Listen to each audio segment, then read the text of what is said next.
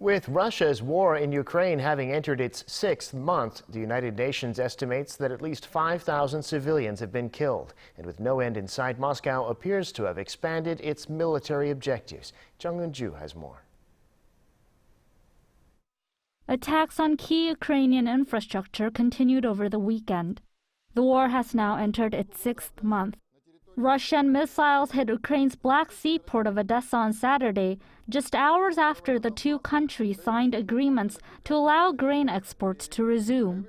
Russian attacks continue across the country, with Moscow announcing earlier last week that its military objectives in Ukraine would now go beyond the eastern Donbas region, marking the clearest acknowledgement that the country has expanded its war goals. The UN estimates that some 5,000 civilians have lost their lives in Ukraine during the 5 months since the onset of Russia's invasion. While the actual casualty figure could be even higher than that, Ukraine's health ministry says at least 18 medical personnel have been killed and nearly 900 medical facilities had been damaged or destroyed so far. Ukrainian President Volodymyr Zelensky says his country will do all it can to fight against Russia. So we don't let up. As in every day during the last 5 months, we do everything to inflict the highest possible damage on the enemy and to gather for Ukraine as much support as possible. Against this backdrop, Russia's Foreign Minister Sergei Lavrov dismissed claims that Moscow was the cause of the global food crisis.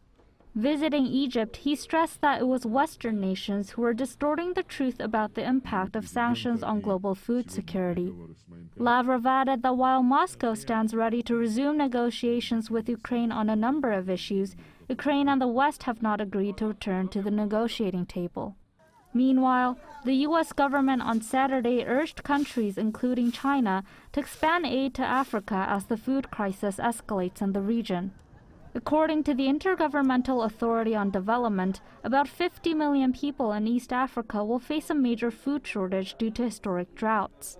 Russia's invasion of Ukraine is also considered a factor that affects the food shortage, as Somalia alone imports about 90% of wheat from Russia and Ukraine, but exports have practically stopped since the war broke out.